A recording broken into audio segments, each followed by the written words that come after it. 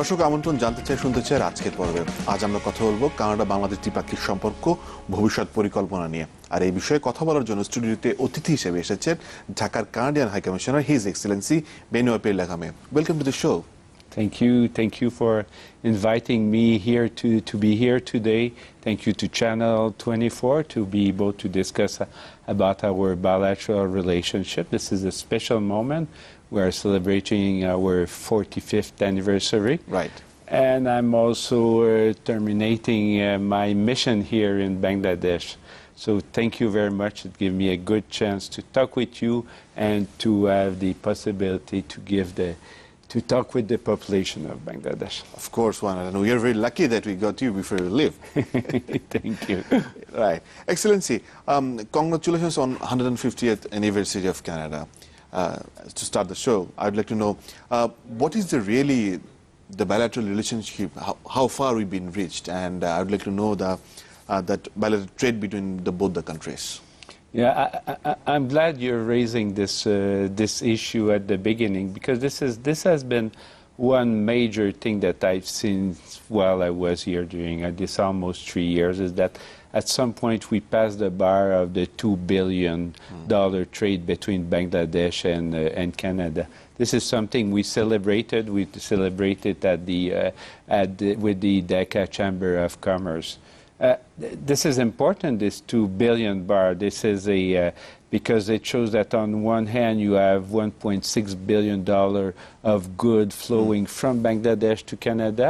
That's a lot. And 800 million flowing from Canada to Bangladesh. Yeah, it's big. It's making Bangladesh the 27th largest export market for Canada in the world.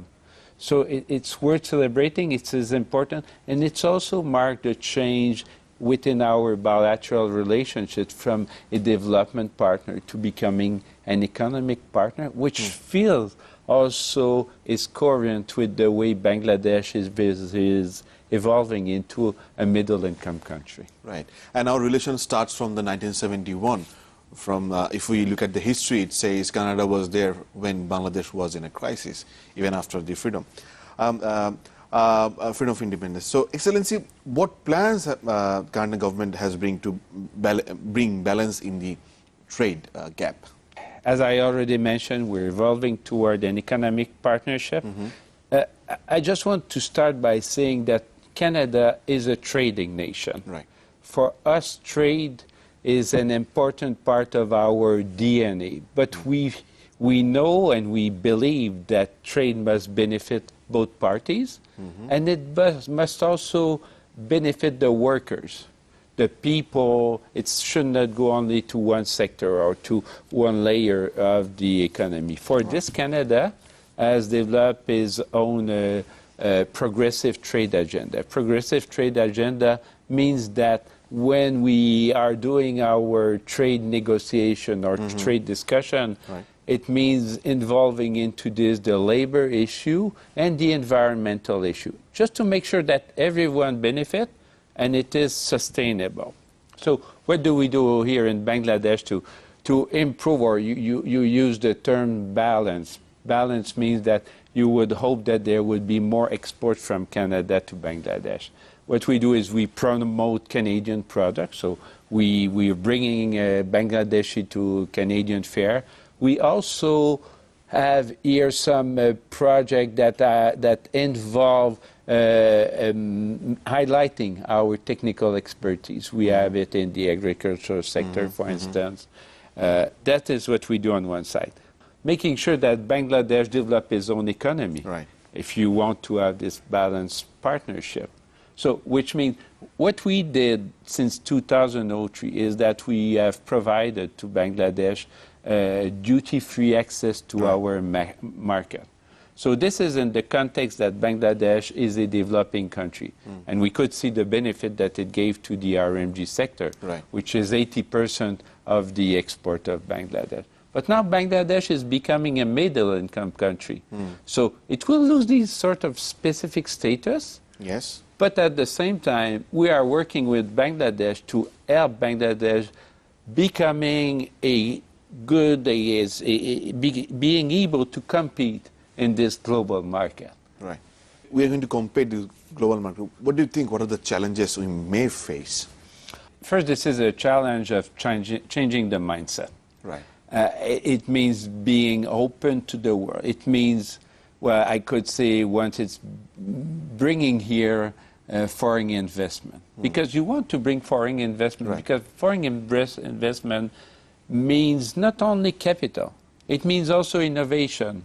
That's on one side, because you need to develop new market. You need also to count on this strong human capital that you have here in Bangladesh with the youth, this high level, this education level that is raising. So this is what it's been done with innovation. And the third thing is about also complying to what the global consumers want.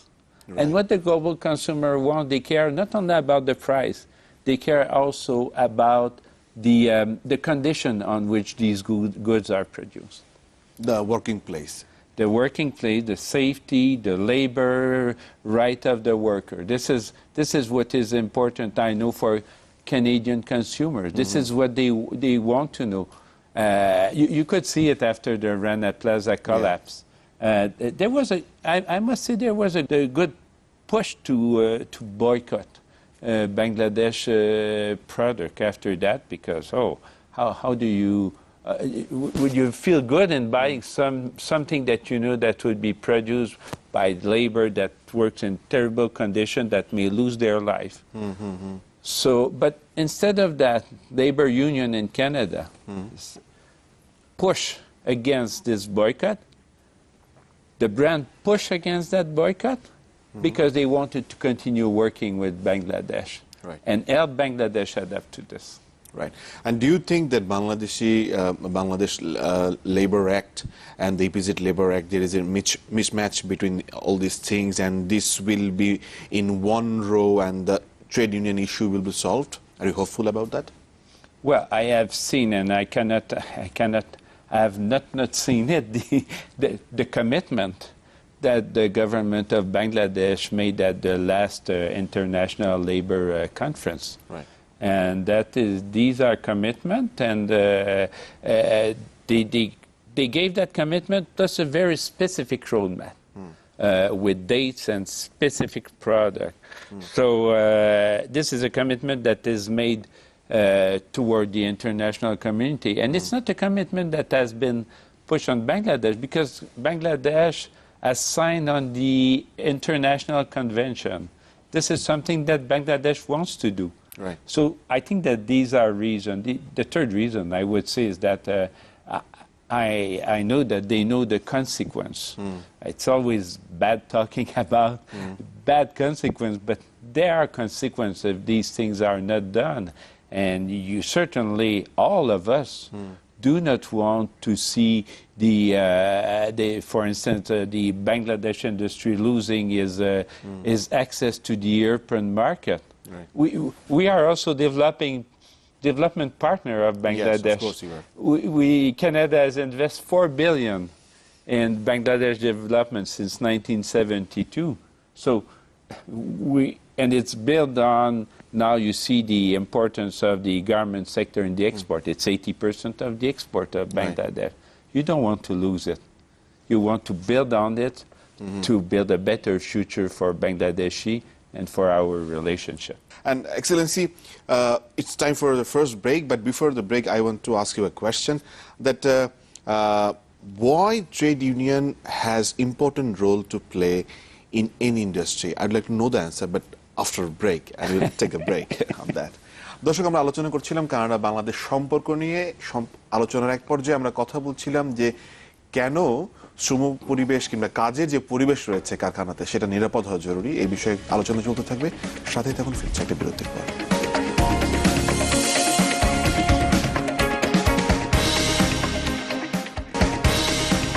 আমন্ত্রণ আরো একবার জানতে চাই, শুনতে চাই। আজকের পর্বে কথা বলছিলাম কানাডা বাংলাদেশ সম্পর্ক ভবিষ্যৎ নিয়ে। আলোচনার এক পর্যায়ে এসেছে কারখানায় শ্রমিকের কাজের পরিবেশ নিশ্চিত হওয়ার সাথে যে পণ্যটি উৎপাদিত হচ্ছে, সে পণ্যটি যে দেশে যাচ্ছে, যে ক্রেতারা কিনছে, সেই বিষয়ে তারা কতটুকু সচেতন, তারা কি চায়, সে বিষয়ে নিয়ে কথা হচ্ছিল। আজকের অতিথি his excellency Canadian high commissioner to Bangladesh Benoit Pierre Laramee. Welcome to the show once again. And before going to the break, I asked you a question that why trade union is so important. I think I would answer to this in saying it's not so much about trade union, it's about social dialogue. Right. This is something that must certainly be improved here. And what I mean by social dialogue is a way of approaching conflict resolution of different opinion with regard to the workers' condition. Right. That would be, I would say, the main objective. So you may do it without having a trade union, and I'm not saying it's not necessary, Right. but you may do it if you put in place the good mechanism in place to have this social dialogue. So why do we need trade union? Because trade union are the voice, the organized voice of the worker. It helps the workers talking at the same level with the factory owner, with the management. And I must say that I have seen the second factor is that it is also help empower the worker. Right. I have seen workers talking also where there were discussion with management, and these workers, I cannot say if it was because they were member of a labor union, but the way they could talk at the same level. And when you talk at the same level, this is when you can expect to have a very fruitful and productive outcome of these discussions that will come to consensus, or at least to having sharing the same objective. Right.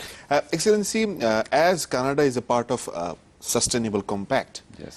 Sustainability Compact, so and the meeting took place just months back, if I'm not wrong. So after the third year or third year, if I'm not wrong, so what is your assessment? Well, first, we must know what is the compact is. Yeah. So the compact is an accountability process into which each party have agreed to. So this is an accountability process that deals on the safety, the safety of the building, the safety of the building, on labor right, and also on what we call responsible business conduct. These are the three pillars of the compact. Canada decided to join the compact 1.5 years ago. We are quite proud of doing this because it shows our commitment toward the reforms in Bangladesh, but it also we wanted to bring an impetus and maintain this energy that was behind the compact.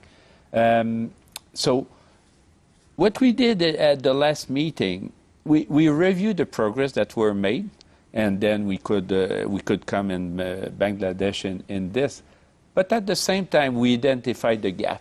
Where should be progress? And I think that it was a very important meeting because we could have frank, direct discussion, as we always have with the government of Bangladesh.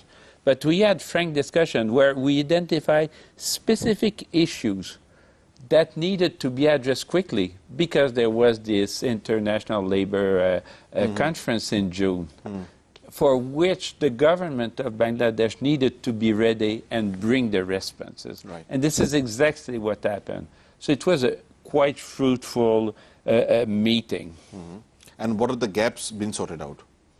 Well, the gap were addressed when you heard the presentation of the government of Bangladesh, which presented its roadmap saying how they are going to address and how to their commitment to bring modification to the Bangladesh Labor Act, to the EPZ law, to improving the registration of union registration, the capacity to register, and also to what they are going to do to prevent harassment or on union labor.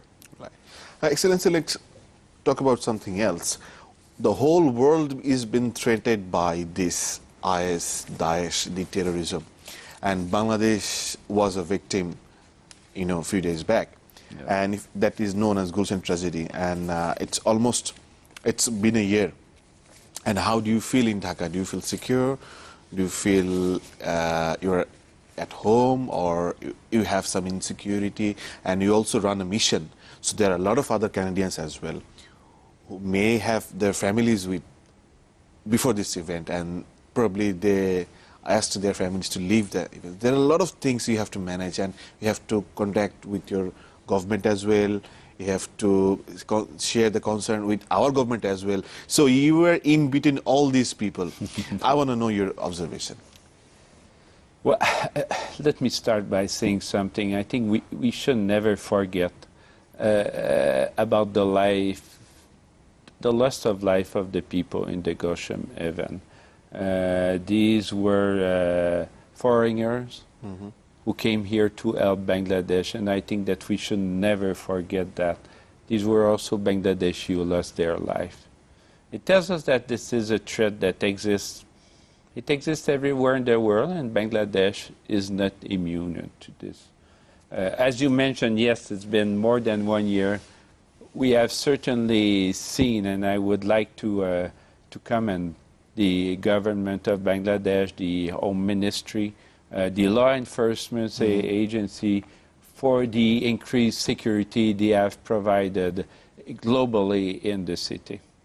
You mentioned the Canadian working in the embassy, but it has also affected Bangladeshi. Of course. Bangladeshis are also affected by this, and this is a new reality. Last year there were also the terrible killing of Bangladeshi's blogger. Yes, yes. Let's not forget that. So this is. How should we approach this? What are my observation? It's not only my observation. This is something that we have seen in other parts of the world. It needs to be a comprehensive, a strategic approach to deal with it. Not only how can we arrest these people, but also how can we prevent it. Right. It talks about prevention. It talks about prevention of radicalization. This is what needs to be done. Canada is quite proud also to work here in Bangladesh, and we have we are funding some think tanks and some NGO who work at the grassroots level on prevention. We also work with the law enforcement agency, giving them training on how to monitor and also how to do the investigation. What I want to say, this is a global process, and we are proud, and we want to collaborate also with the government of Bangladesh on this issue. Yes, and before going to the break, I have another question to ask you. It's very interesting throughout the world when you discuss about terrorism, young blood, fresh men are involved with this such activities. I want to know your observation why they are doing that, but before that we have to take another break. দর্শক, আমরা আলোচনা করছিলাম Canada Bangladesh সম্পর্ক নিয়ে। আলোচনার এক পর্যায়ে আমাদের ঢাকা সহ সারা বিশ্বে যে জঙ্গিবাদ বিস্তার করছে সেই বিস্তার নিয়ে আলোচনা করছিলাম, কিভাবে এটা রুখে দেওয়া যায় এবং তরুণরা কিভাবে এর সাথে ইনভলভড হয়ে পড়ছে এবং তরুণদেরকে কিভাবে সেই বিপদ থেকে ফিরিয়ে আনা যায় সেটা নিয়ে আলোচনা করব। বিরতির পর সাথে থাকুন, ফিরছি একটু পর।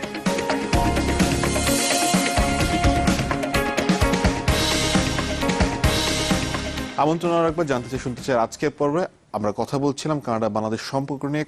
বিরতির আগে যা কথা বলছিলাম জঙ্গিবাদের যে বিস্তার বাংলাদেশ সহ সারা বিশ্বে সেটি নিয়ে। Excellency, welcome to the show once again. Why these young fresh blood are getting involved with this terrorism? Oh, this is, if we...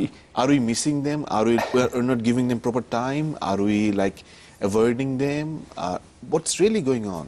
Or it's the only internet? There are a lot of questions and criticism and answers as well. But there is no single approach to solve it, right? Well, there is no single simple approach to solving it. Right. And if it had existed, the problem would have been solved. you have to see it as also, and it does not take that many. You see it in attack in Europe, even at the Gosham. There were not that many to cause these terrible, to make these terrible attacks. You have also what we have seen here in Bangladesh, and this is something that I've been told that it is new, is that in the past you had people who were did not have a high level of education, who came maybe from the rural sector, and now you have highly educated youth, Right. who are doing these things, who seem to have less faith in the future, Right. or they are creating a new future for themselves in doing these things. So what we have seen is that it seems that, and it's difficult to conduct research on this, because to conduct research, it means you talk to them. Yeah. And as you know, if you would be able to talk to them, they would be arrested, or they would be under jail, in jail.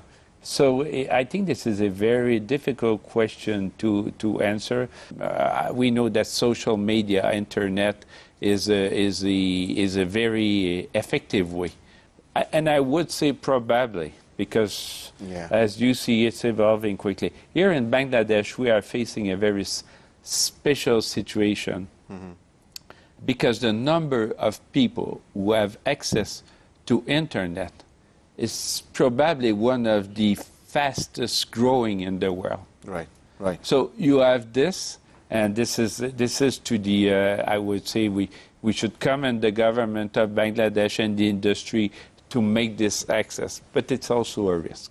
Excellency, how do you see the human rights situation in Bangladesh, and of course the democratic practices? Because you must have been the political party leaders, and they have differences in opinion about election and this and that.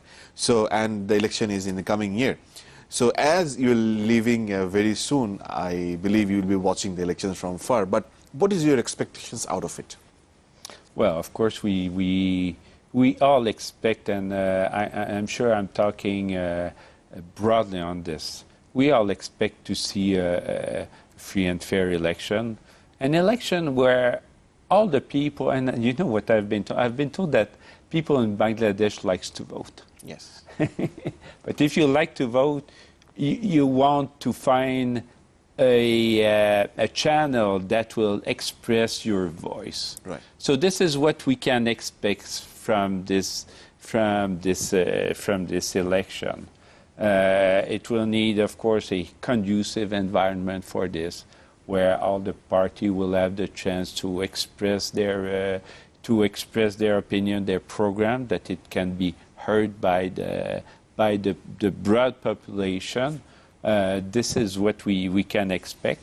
We have seen that the Electoral Commission has put forward a roadmap to make sure of that. So I think this, yes, as you said, I will observe it from abroad, and this is the